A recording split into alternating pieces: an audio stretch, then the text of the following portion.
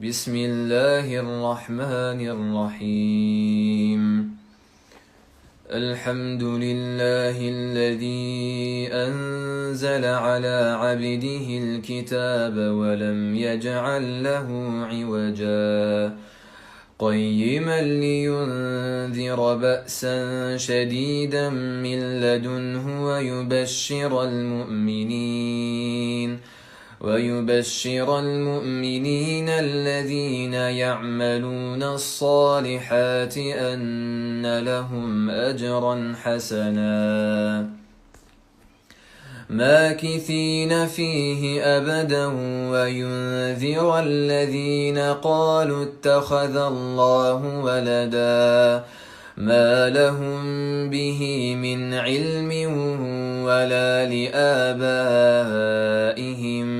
كبرت كلمة تخرج من أفواههم إن يقولون إلا كذبا فلعلك باخع نفسك على آثارهم إن لم يؤمنوا بهذا الحديث أسفا إنا جعلنا ما على الأرض زينة لها لنبلوهم أيهم أحسن عملا وإنا لجاعلون ما عليها صعيدا جرزا أم حسبت أن أصحاب الكهف والرقيم كانوا من آياتنا عجبا إذ أوى الفتية إلى الكهف فقالوا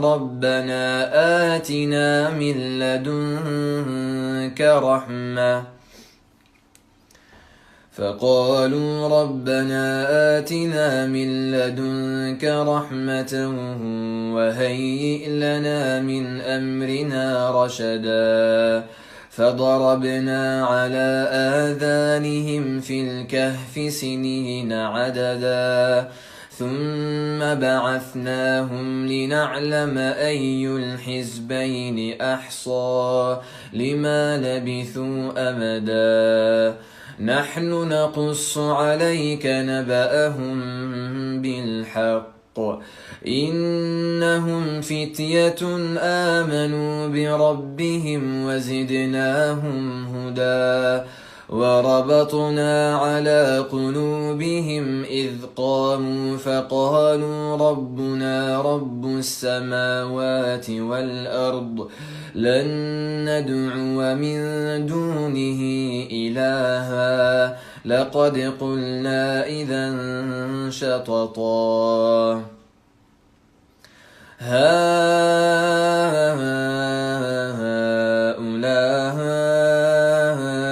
قومنا اتخذوا من دونه آلهة لولا يأتون عليهم بسلطان بين فمن أظلم ممن افترى على الله كذبا وإذ اعتزلتموهم وما يعبدون إلا الله فأووا إلى الكهف ينشر لكم ربكم من رحمته ويهيئ لكم من أمركم مرفقا وترى الشمس إذا طلعت تزاور عن كهفهم ذات اليمين وإذا غربت تقرضهم ذات الشمال وهم في فجوة منه ذلك من آيات الله من يهد الله فهو المهتد ومن يضلل فلن تجد له وليا مرشدا وتحسبهم أيقاظا وهم رقود ونقلبهم ذات اليمين وذات الشمال وكلبهم باسط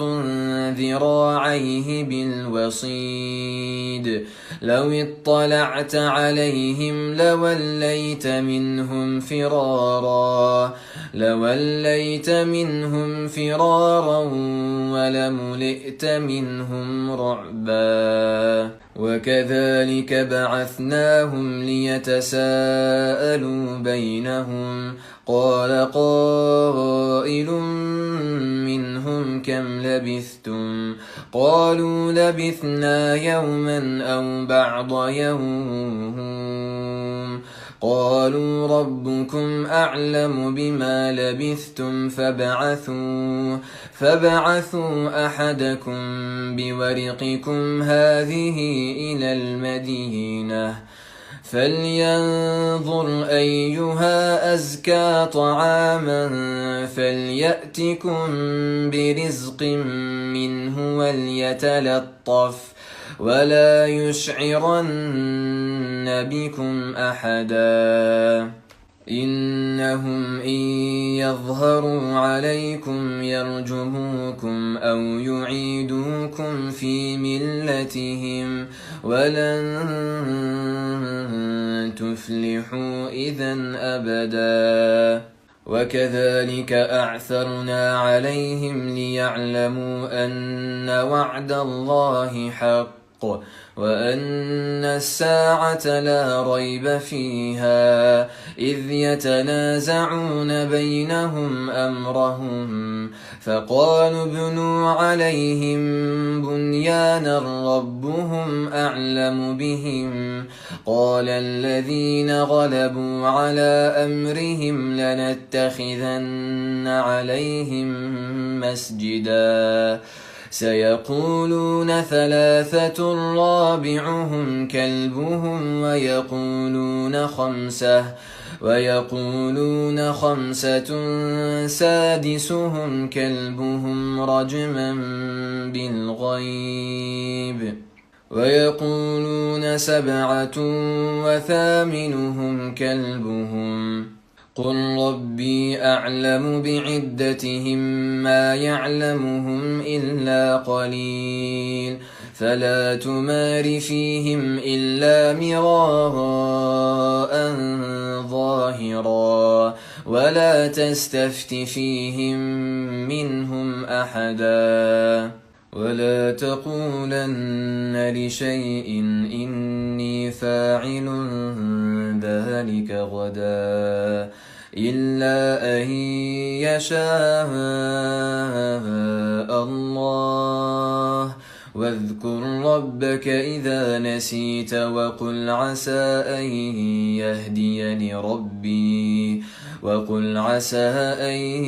يهديني ربي لأقرب من هذا رشدا ولبثوا في كهفهم 300 سنين وازدادوا 9 قل الله أعلم بما لبثوا له غيب السماوات والأرض أبصر به وأسمع ما لهم من دونه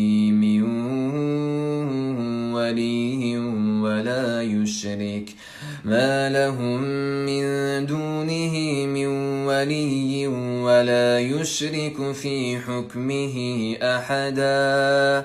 واتل ما أوحي إليك من كتاب ربك لا مبدل لكلماته ولن تجد من دونه ملتحدا واصبر نفسك مع الذين يدعون ربهم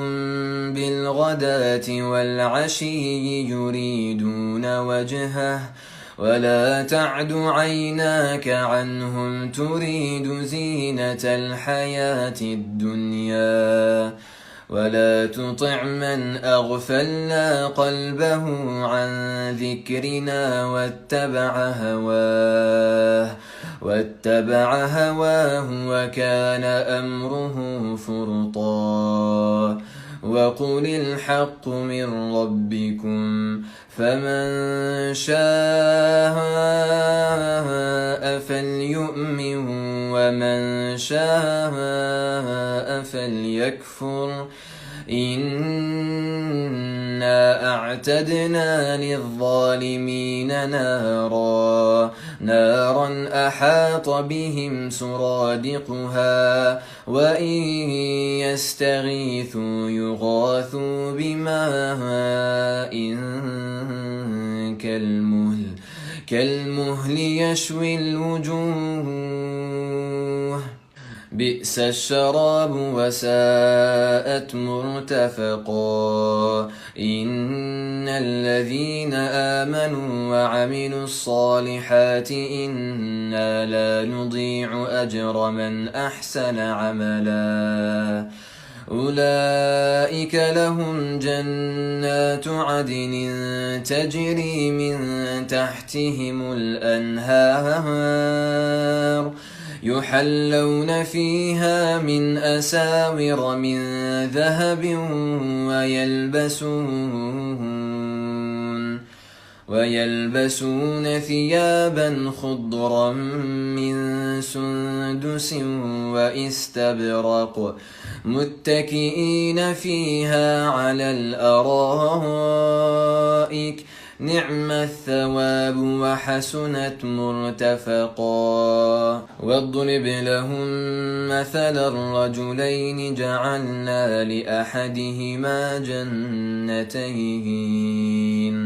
جنتين من أعناب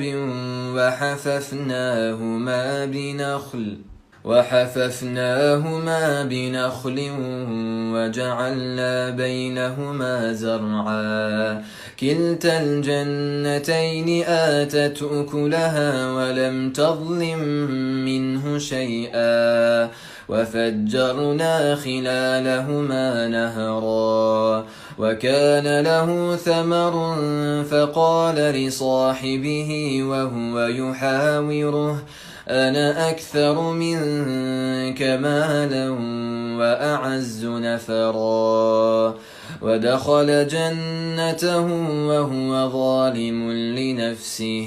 قال ما أظن أن تبيد هذه أبدا وما أظن الساعة قائمة ولئن رددت إلى ربي لأجدن خيرا منها منقلبا قال له صاحبه وهو يحاوره أكفرت بالذي خلقك من تراب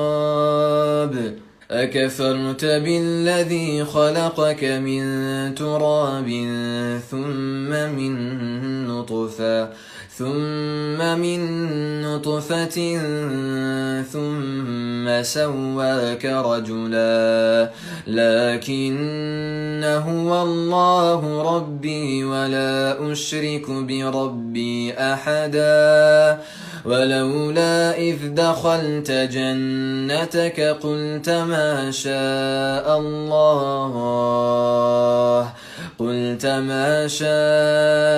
الله لا قوة إلا بالله إن ترني أنا أقل منك مالا وولدا فعسى ربي أن يؤتيني خيرا من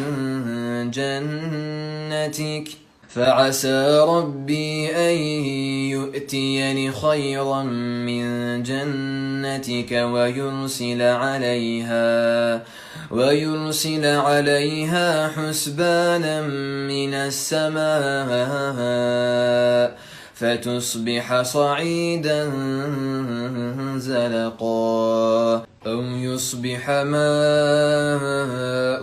غورا فلن تستطيع له طلبا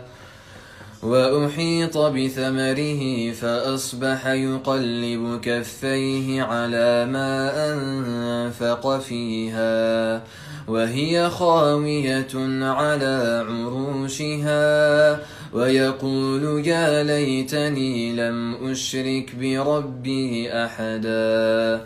ولم تكن له فئة ينصرونه من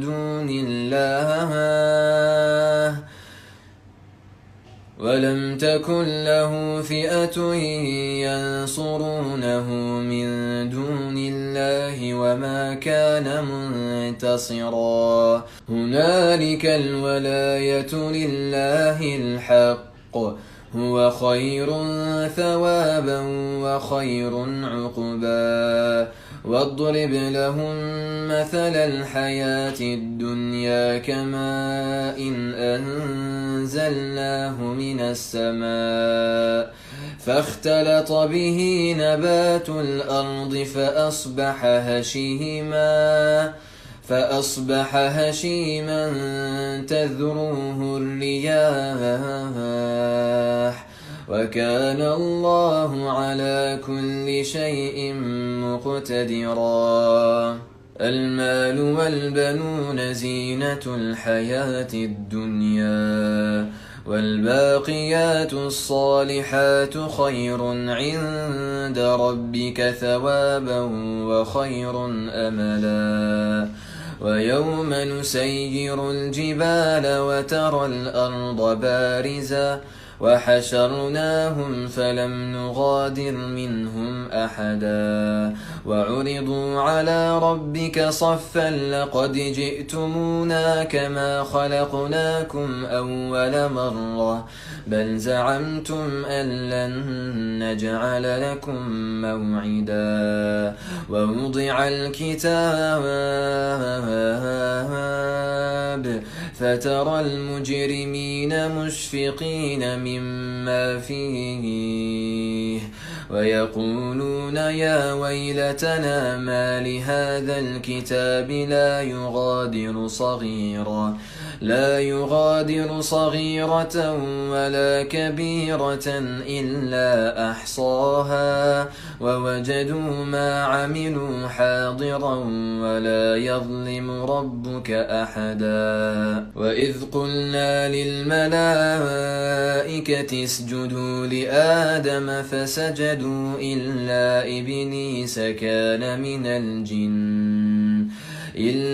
إبليس كان من الجن ففسق عن أمر ربه أفتتخذونه وذريته أولياء من دوني وهم لكم عدو بئس للظالمين بدلا ما أشهدتهم خلق السماوات والأرض ولا خلق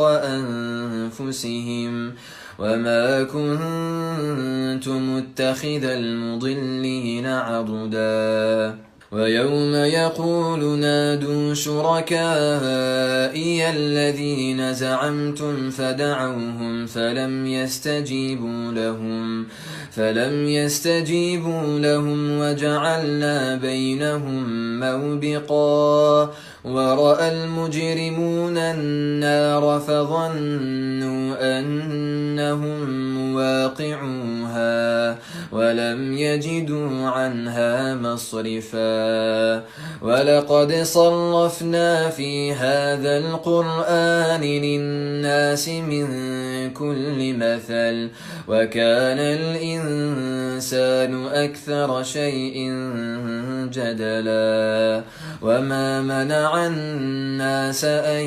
يؤمنوا إذ جاءهم الهدى ويستغفروا ربهم إلا أن تأتيهم سنة الأولين أو يأتيهم العذاب قبلا وما نرسل المرسلين إلا مبشرين ومنذرين ويجادل الذين كفروا بالباطل ليدحضوا به الحق واتخذوا آياتي وما أنذروا هزوا ومن أظلم ممن ذكر بآيات ربه فأعرض عنها فأعرض عنها ونسي ما قدمت يداه إنا جعلنا على قلوبهم أكنة أن يفقهوه وفي آذانهم وقرا وإن تدعهم إلى الهدى فلن يهتدوا إذا أبدا وربك الغفور ذو الرحمة لو يؤاخذهم بما كسبوا لعجل لهم العذاب بل لهم موعد لن يجدوا من دونه موئلا وتلك القرى أهلكناهم لما ظلموا وجعلنا لمهلكهم موعدا وإذ قال موسى لفتاه لا أبرح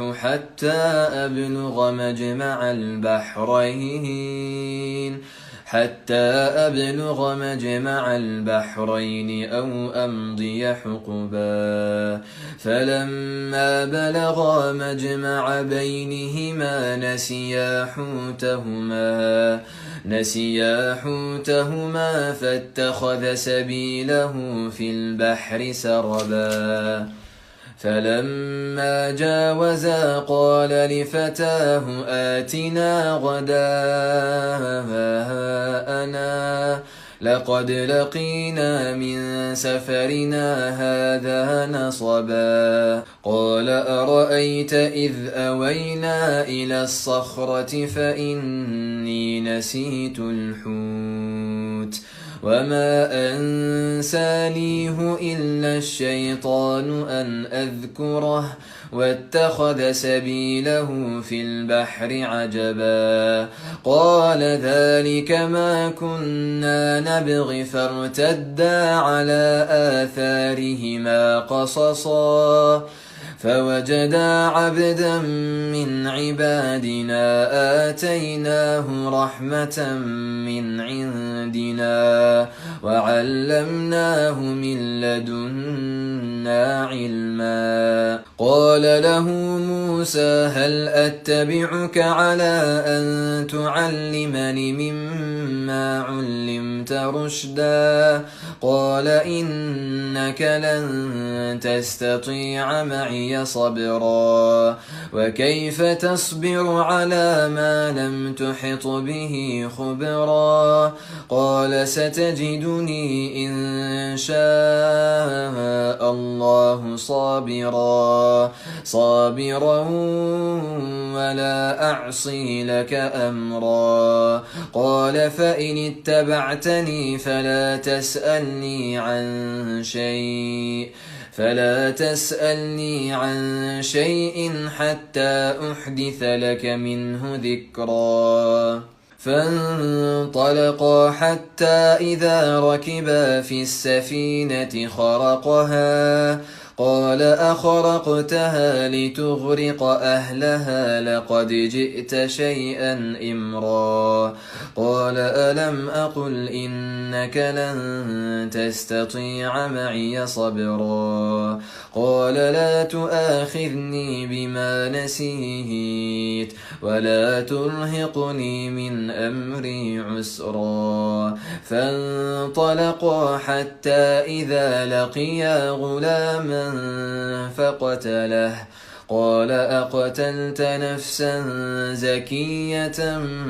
بغير نفس لقد جئت شيئا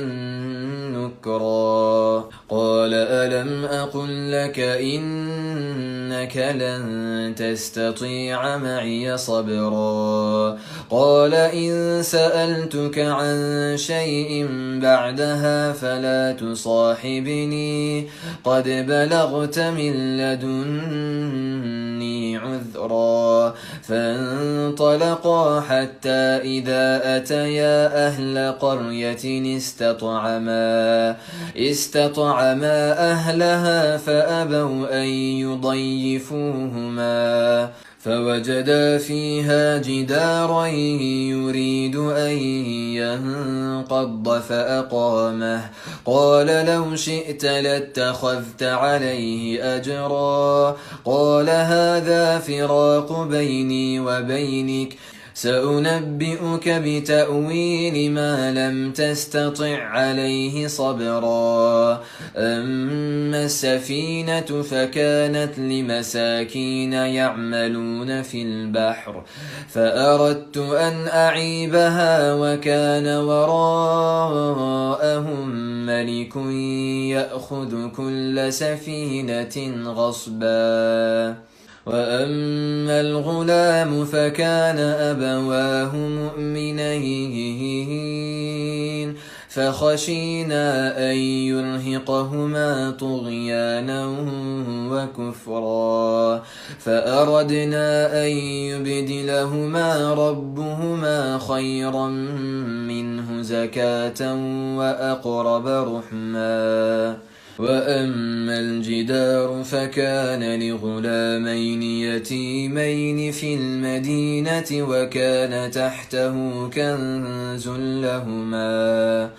وكان أبوهما صالحا فأراد ربك أن يبلغا أشدهما ويستخرجا كنزهما رحمة من ربك وما فعلته عن أمري ذلك تأويل ما لم تسطع عليه صبرا ويسألونك عن ذي القرنين قل سأتلو عليكم منه ذكرا إنا مكنا له في الأرض وآتيناه من كل شيء سببا فأتبع سببا حتى إذا بلغ مغرب الشمس وجدها تغرب في عين حمئة ووجد عندها قوما قلنا يا ذا القرنين إما أن تعذب وإما أن تتخذ فيهم حسنا قال أما من ظلم فسوف نعذبه ثم يرد إلى ربه فيعذبه عذابا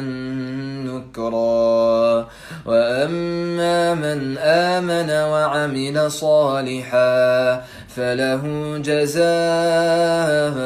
الحسنى وسنقول له من أمرنا يسرا ثم أتبع سببا حتى إذا بلغ مطلع الشمس وجدها تطلع على قوم لم نجعل لهم من دونها سترا كذلك وقد أحطنا بما لديه خبرا ثم أتبع سببا حتى إذا بلغ بين السدين وجد من دونهما قوما لا يكادون يفقهون قولا قالوا يا ذا القرنين إن يأجوج ومأجوج مفسدون في الأرض فهل نجعل لك خرجا على أن تجعل بيننا وبينهم سدا قال ما مكني فيه ربي خير فأعينوني بقوة أجعل بينكم وبينهم ردما آتوني زبر الحديد